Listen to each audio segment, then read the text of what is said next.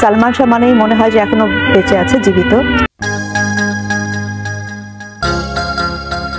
স্ক্রিনে আমরা একটা হিরোর অভাব এখনো পর্যন্ত অভাব বোধ করি। এখানে দুজনে নিরজনে, ও সেই চঞ্চল, সেই সরল, সেই উচ্ছল। এদিকে বাংলাদেশি অমর নায়ক সালমান শাহ হত্যাকাণ্ডে এবার নতুন তথ্য দিলেন বাংলার গ্লোবাল কুইন মৌসুমী। চলেন এই অভিনেতা সালমান শাহকে ঘিরে কি বলেন এই অভিনেত্রী তা শুনে আসা যাক। তো ওই রাতেরই ঘটনা ছিল।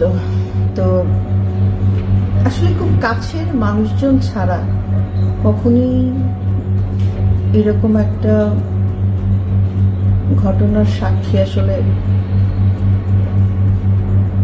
বলা মুশকিল। শুধু এই অভিনেত্রী নয়, এবার দেশের প্রতিটা সিনেমা ভক্তরা বেশ নড়ে চড়ে বসেছে এই সালমানের মৃত্যুর ঘিরে। সবাই চায় যেন এই কিংবদন্তি অভিনেতার রহস্যজনক মৃত্যুর সঠিক তদন্তের পর আসামিদের যেন সর্বোচ্চ শাস্তির আশা করেন আদালতের কাছে এই রকম সালমানের লাখো ভক্তরা। হত্যা করার মতো ছেলে সে না, ওকে হত্যাই করা হয়েছে। তাকে হত্যা করে এটাকে আত্মহত্যা বলে এতদিন চালিয়ে দিয়েছে, প্রভাব খাটিয়ে, টাকা পয়সা খাটিয়ে। 1 নম্বর আসামি সামিরা হক এবং 3 নম্বর আসামি ডনকে কেন এখন পর্যন্ত অ্যারেস্ট করা হলো না? এটার কারণটা কি? এই নায়ক মাত্র 4 বছর অভিনয় করে যে আগুন দেখিয়েছিল এই বাংলা সিনেমা ইন্ডাস্ট্রিতে, যা বলে শেষ করা যাবে না। আপনি আরও শুনে অবাক হবেন যে এই বাংলাদেশের বর্তমান সুপারস্টার শাকিব খান কিন্তু এই সালমান শাহকে ফলো করে সিনেমা ইন্ডাস্ট্রিতে পা দিয়েছেন। এবং এই শাকিব খান একটি সময় সালমান শাহকে কপি করে আজ এত বড় মাপের সুপারস্টার হয়েছেন এই শাকিব খান। আমি যখন স্টুডেন্ট, স্কুলে পড়ি, আমি প্রথম তখন সিনেমা দেখেছিলাম সালমান ভাইয়ের, এবং আপনাদের সবার মতো আমিও সালমান ভাইকে অনেক পছন্দ করতাম। সেই মানুষটা আমাদের মধ্যে নেই, অনেক বছর হয়ে গেছে।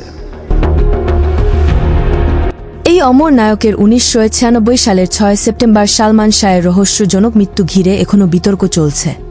এতদিন এই নায়কের মামলাটি ছিল আত্মহত্যা মামলা, সেই মামলার জোট খুলে এবার গত 21 অক্টোবর আদালত এই মামলার রায় দিয়েছে হত্যা মামলা। এই রায় শোনার পর এবার বেশ নড়ে চড়ে বসেছে বাংলাদেশ আইনশৃঙ্খলা বাহিনী। এই সালমান শাহের হত্যা মামলার 1 নম্বর আসামি সামিরা খান, যিনি প্রয়াত নায়ক সালমান খানের সাবেক স্ত্রী। তার সাথে জড়িত ছিল আরও বেশ কয়েকজন। সূত্র ধরে জানা যায় 12 লাখ টাকার চুক্তিতে এই অমর নায়ককে খুন করেন খলনায়ক ডন আজিজ, মোহাম্মদ ভাই রিজবি ও আরও অনেকে। এই মামলা চলাকালীন সালমানের সাবেক স্ত্রী সামিরা চৌধুরী ইতিমধ্যে সালমান ভক্তদের আন্দোলন ও প্রেস কনফারেন্স করতে নিষেধ করেছেন বলে সূত্র ধরে জানা গিয়েছে।